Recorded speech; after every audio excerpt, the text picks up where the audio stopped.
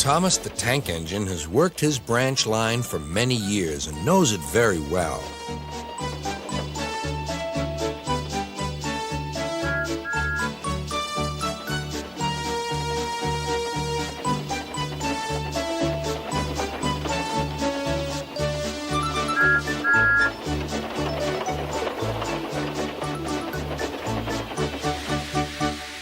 You know just where to stop, Thomas, laughed his driver. You could almost manage it without me.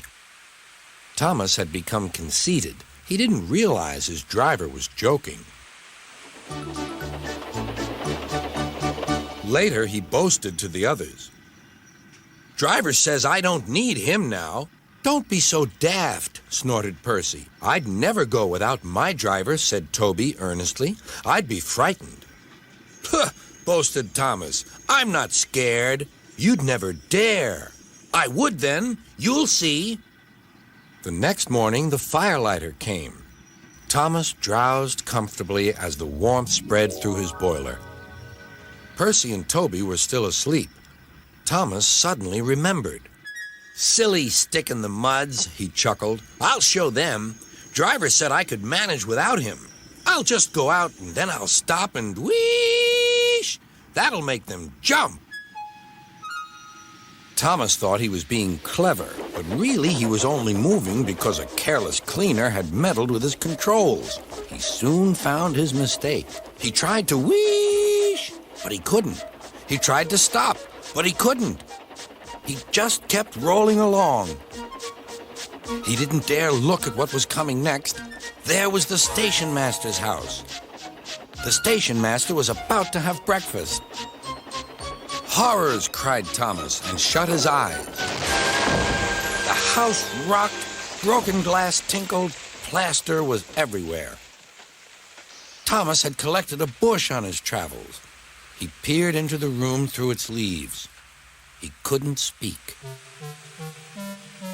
The station master was furious. His wife picked up her plate. You miserable engine, she scolded. Just look what you've done to our breakfast. Now I shall have to cook some more. She banged the door. More plaster fell. This time it fell on Thomas. Thomas felt depressed. Workmen propped up the house with strong poles and laid rails through the garden. Then, the Scottish twin engines Donald and Douglas arrived.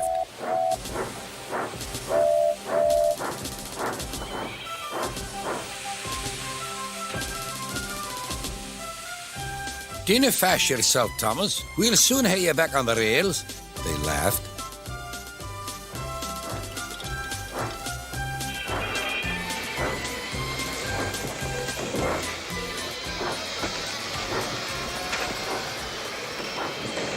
Donald and Douglas, puffing hard, managed to haul Thomas back to safety. Bits of fencing, the bush, and a broken window frame festooned his front, which was badly twisted. The twins laughed and left him. Thomas was in disgrace. There was worse to come. You're in a lot of trouble, Thomas. I know, sir. I'm sorry, sir. Thomas's voice was muffled behind his bush. You must go to the works and have your front mended. It will be a long job. Yes, sir. Meanwhile, a diesel rail car will do your work. A diesel, sir? Thomas spluttered. Yes, Thomas. Diesels always stay in their sheds till they are wanted. Diesels never gallivant off to breakfast in station master's house.